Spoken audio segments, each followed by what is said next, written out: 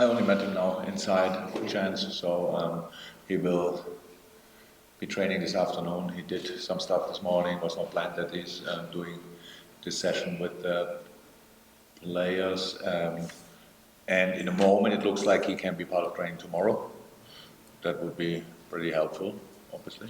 And then we go from there. So it's surprisingly good. Then after the game, I was not really positive about it, but we got news then at night already. Doesn't look that bad. And from there we went, and now we will see. But it's I can imagine that there were things now 3 days before a game, cannot train. Yeah, but we just have to be sure that we do the right stuff at the right moment, and that's what we try. Congratulations on your Manager of the Year awards as well. Thank you. Given the way Sunday went, what job have you had to do though as a manager to pick the players up once again? Is it similar to 2019 or different because Sunday was that bit more dramatic? It's different and not different because at the same time because on Sunday it was harder, but just because of the script, the story of the match day. So if City would have been 3-0 up after 12 minutes, and then it's a completely normal situation, what you could expect and these kind of things. But with being 2-0 down, the typical drama, we are kind of involved, and us obviously struggling to score the second goal. And that made it then directly after the game, obviously slightly harder. But since then, it's all the same. We are met this morning again. Obviously, we are all in a good mood. Life is like this. If you are healthy, what the boys obviously are, life gives you opportunities again and again. And in this case, it's a Champions League final. So we see that nobody feels the pain from Sunday anymore. We are really just looking forward to this game against an incredibly strong opponent, most experienced opponent you can probably get in this competition, but we are really looking forward. Obviously, outside of the club, it'll be regarded as a great season if you're able to have the European Cup. I know you will look at it as a great season anyway because of the levels that you reached this season, but what is your message to the players to effectively go out and grasp this opportunity now? No, it would be without the Champions League final. Would be a great season. With the Champions League, winning the Champions League would be a fantastic season. Easy as that. So there are still levels. That's absolutely fine. We don't think because we won our two competitions and were close in the third competition that this, we wouldn't care about that. That's of course not the case. No. It's you never know how often you will reach a Champions League final. You better use the few opportunities you get. So for us, it's now really special. The third time in the last 5 years. It's really special with this group, and we've obviously had all downs and ups in our own Champions League history. And we will face the team. So we were the last 5 years 3 times there. I don't know exactly the number, but Real Madrid the last 10 years won it probably 5 times or at least 4 times. So that makes it really special. So that's how I said. And a lot of these players were always involved in these kind of games. So it will be a great game. I really think the world will be red or white on this match day, and that's exactly how it should be. It's real. Historically, 2 teams were always strong in this competition, and now in the presence as well, which is a good sign. Competing with this kind of calibers is the best thing you can do. But obviously we are not going there just to be part of. That's clear. Anyway, to be 100% honest, I can't wait to go there, and not because I think it's Real Madrid, let kick them or whatever. Not at all. I know how difficult it will be. It's just having the chance to go again for it is really special. Thank you. BBC Merseyside, we'll go across there, and then we'll go to the lady there. Five of the last 6 games you conceded first, but your team has come back to get results. You can't really do that against Real Madrid side, but they can break 1-0 to 2-0 to 3-0, can't they? Yeah, we never won it in the other games.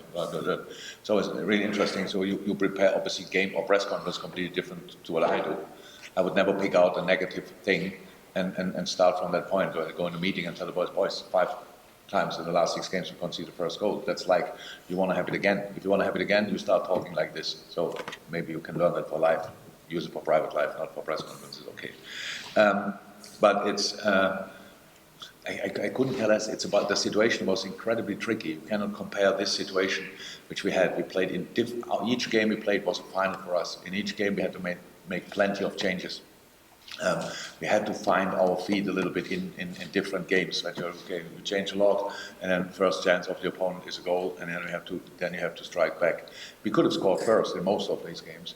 Didn't happen, but we stayed on track. It says much more how we reacted on a setback, and a setback can be a goal, must not be a goal, but can be a goal, and how we react on that. That prepares you for the big games, and that's, if you want, well, these games probably the best preparation we could get for this final. It's not about not conceding the first, it's about reacting on all the things what happen in the game, because you think the Champions League final will arrive, and it will just go your way. That's really naive. Just not, wasn't never the case, will not be the case this time. It's just it's a constant reaction of the things what happen, the things happening in a final. Can be good things, and then you have to do it again. Can be bad things, and you have to try to get momentum back. All these kind of things. A really long game, potentially 120 minutes. I don't know, but you need to stay on track whatever happens, and that's what the boys did in these games. In his last 6 games, obviously, or 5 games when we won it down, and that's the only thing I'm interested in. Carlo Ancelotti, he's been successful for so long, having the longevity. He's brilliant, so how high would you rate him as a competitor? I'm sure my English is not good enough to find a word exactly for that. He's for sure. What Carlo is for me, he's obviously one of the most successful managers in the world, but he's a role model, really. In the way how he deals with all the success. He's one of the best people you can ever meet. I think everybody would tell you that. It's just, he's a fantastic company, a really nice guy, and we have a really good relationship. It got a bit of a break when he was at Everton, because we both respect this part of the business too much, as we would have gone out for dinner a couple of times. We didn't do that at all. But the respect for him from my side couldn't be bigger. He's incredible. He's pure experience, and very, very, very successful. I'm not sure he won everywhere, everything, and will never stop. So I really respect that, but that doesn't mean anything for this particular game, obviously. Thank you. We'll go to the lady from the television there, and then I think we try and get the microphone to ITV at the back, and then down to Carlo. You next. Hi. Not rigorous finance, there was great pressure on the team and perhaps on you, and it were even a funny situation about any conversation about whether you were a loser or a winner. Now that you have won it, is it finally the final you can enjoy? Are there things different? Oh, I can tell it's different, definitely. So it's nice that I don't have to talk about today about the last 6 finals I lost or whatever. It's really much nicer. But it was part of my story. I cannot change that. So with all the finals we played before, it was only one Champions League final, but a lot of other finals, obviously, as well. For me, I mean, the journey is as important. Qualifying for a final is in all sports in the world incredibly big. But in the end, there can be only one winner, and you have to be ready for that. And maybe you have to learn that, and maybe I had to learn a bit harder, a bit longer. Maybe I needed to prepare the teams better, whatever. Sometimes you need luck. Let me say like this, you always need luck. We didn't always have luck, that's true as well. But yes, it's a massive difference that we won it already, but we face a team who won it, majority of this team probably 3 times. Toni Kroos, I think, won it 3 times already, probably Luka Modric as well, Casemiro as well. So some Benzema for sure, so these kind of things. So if we are now in a better place, what are they then? That's a massive advantage. Then they won already 3 times. Doesn't mean they will be a bit softer. I couldn't see that in the semi-final. I couldn't see that in the quarter-final. I couldn't see that in the last 16. So they are obviously the desire is on a maximum level from their side, and will be on a maximum level from our side. But it feels better to know you have won it already than you never won it before. Okay, we'll go to ITV, and if we have the microphone down to Carmark, and after ITV we'll go to the Anfield Wrap. Hi again. Would you have any extra motivation after what happened in 2018 against Madrid? No. It's clear, so that this was a harsh night for us. It was really tough to take. The circumstances, the way the goal, we conceded the goals, the injury of Mo, of course. A lot of things happened that night. We came there a little bit on three wheels, if that makes sense. Like it was a long season as well. That's how it always is when you play a Champions League final before. And players came back just in time to make it to the final, so that when we had to change, we couldn't replace Mo 1-1. So that was the story of that Champions League year, if you want. And I don't believe in revenge. I don't think you... Yeah, but I understand it as well. So it's not, I just don't believe, I don't think if you ever heard that revenge is a fantastic idea. Oh yeah, that's good. Yeah, but we also, I understand it, but I'm not sure it's the right thing to do. And for us, I understand that what Mo said, that he said, I want to put it right. I want to put it right. In Germany, we say, you always meet twice in life. So, and that sounds more as a threat than it actually is. It's just like behave better in the first moment, because if you meet again, yeah, you will get the reception. Then don't say or the reaction. So it's all fine between me and us and Real Madrid. It's a football game on the highest level, and if whoever thinks it's a good idea to give us the opportunity to win it this time, I think it would be a great story, but it will not happen, because what happened in 2018 just will happen if we make the right decisions on the pitch, and I hope we can. Just one more debate. So some of the last managers win 2 Champions Leagues with an English team. What would it mean for you to follow that, or for you to win a second Champions League? Oh, my reputation, I couldn't care less. Honestly, I forget these things as quick as they happen, and it's absolutely fine. It's not. I will not win the Champions League, no chance. If then the boys will sort that for all of us. It would be great if we could do that. It's an incredible time we are in. We know 3 times in 5 years is exceptional. If we could do that again, it would mean 6 times in 10 years, which is obviously ridiculous. This competition is really difficult. It's really, really difficult. And we did it now the 3rd time, really special. And we really want to give it a go, a proper go, and then we will see. We go to Carl Markham for one, then we'll go to get a microphone to give out the back. Thank you. After Saturday, you will have 5 players who are in the last 12 months of their contract. I'm just wondering, does the result of the final have any bearing, you think, on their futures from their point of view, or from... No. Not at all. Oh, what do you mean? If you win it, then they want to go. If we don't, or they want to go now, or... I'm not sure what players think, but I think, you know...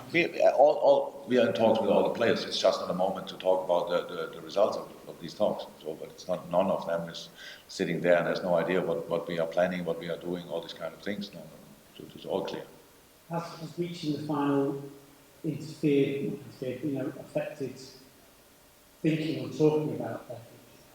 No, that would mean that we need to have negative talks. No. It's just not the time. It's like we play every 3 days.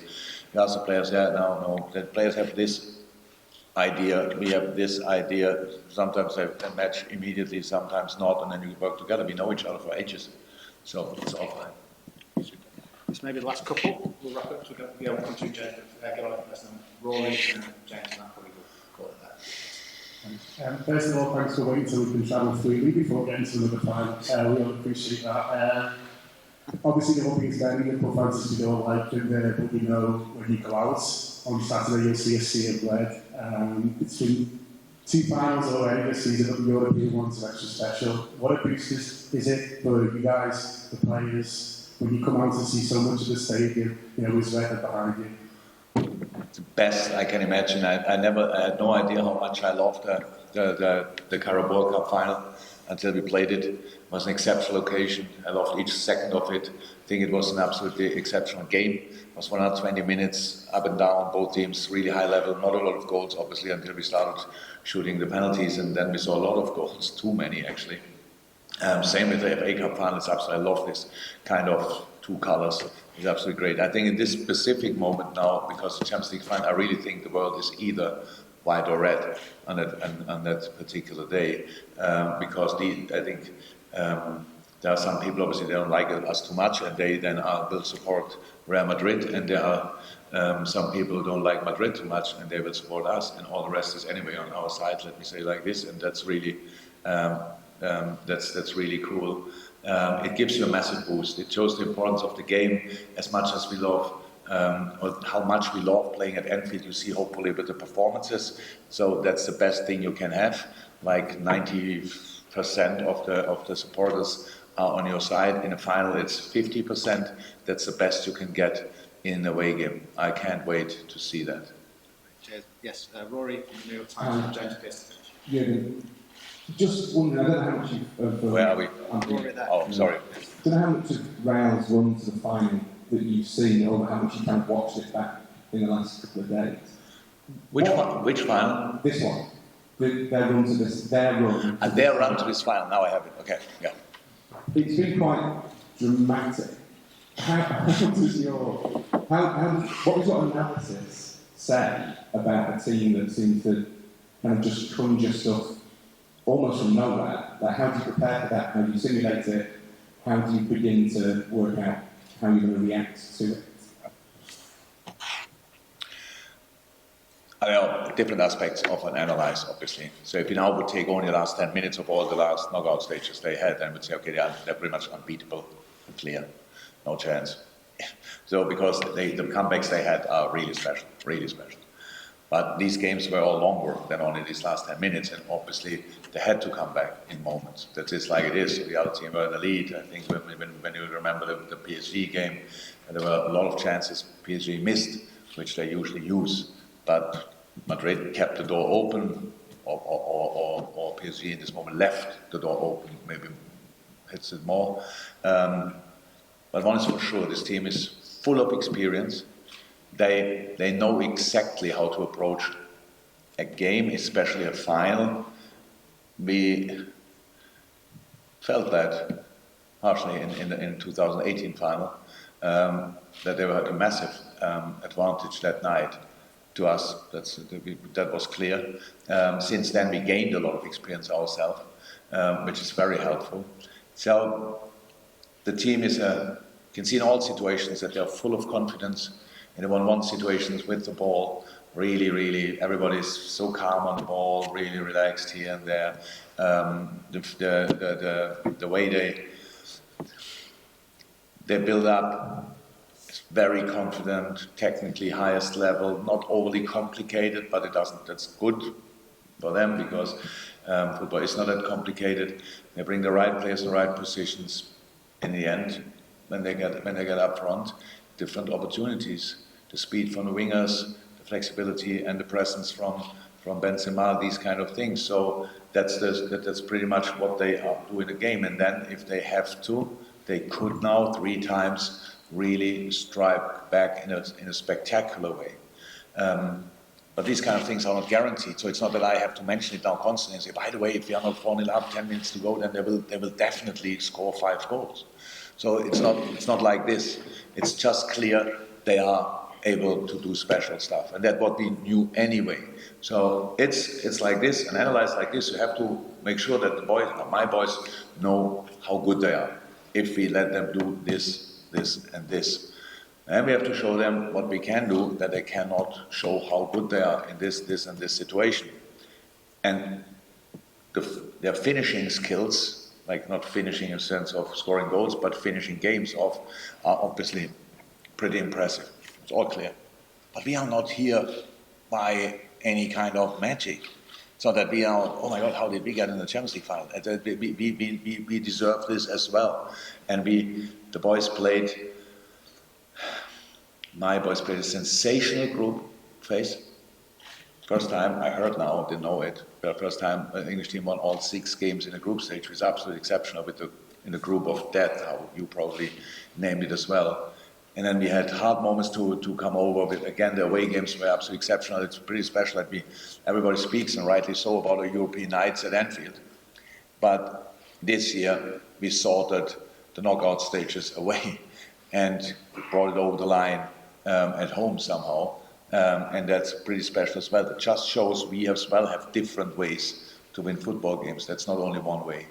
And I really want to focus on us with all respect to Real Madrid and Carlo Ancelotti. I know how good they are, but they cannot go in the game and just constantly talk and think about Real Madrid as they are in this last 10 minutes or 5 minutes against Man City. Yeah, 2 minutes.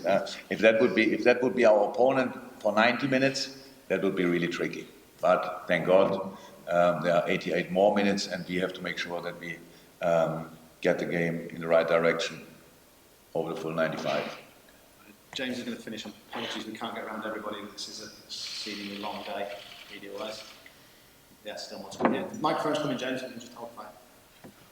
Thank you. This is concluding it, guys. Oh yeah. Back in 2019, you had 3 weeks to prepare between the end of the Premier League season and the Champions League following training camp in Spain, a friendly. Was it the concern then with rhythm? Because there'd been a big gap. Obviously, this time around it's a very different dynamic with a quick turnaround. How different is that when you're trying to prepare a team for a big final? Is that a positive or a negative? The fact that it is much shorter gap this time. Massive difference, absolutely massive difference, but not a problem because we know it. I think 2016 when we played the European League final, that was I think 3 days after last match day. That's a problem. So definitely. After the season was similarly long, I'm pretty sure. 63 games as well, probably. Really crazy. And so that's a problem. But a week is great. So we had 2 days off where the boys could do, not all of us, some players had to do this and that, but the players who played now all the time had 2 days off. And we met this morning again, because that's how we try to do it the whole season through, that we really try to give the boys as many days at home as possible in an incredibly tight, intense schedule. And now we are here, and we are fresh, and we are full of the excitement about the opportunity and these kind of things. So 3 weeks is actually too long, but we used it well because we knew it. If you qualify for it, then you have 3 weeks, so you plan it, and everything is fine. I think that time we made it 5-6 days off. We gave the boys a week off, and then we had 2 weeks to prepare the final. We did that, and it was fine. And this time, we don't have that much time. That's good as well. Now we know it. We did what we wanted to do today, and we do what we want to do tomorrow and on Friday at Paris, and then we will be ready. So everything around 6-7 days is absolutely fine. Lesser is not so cool, but that's what you have to take. How you get it, that's obviously the case. No, all good.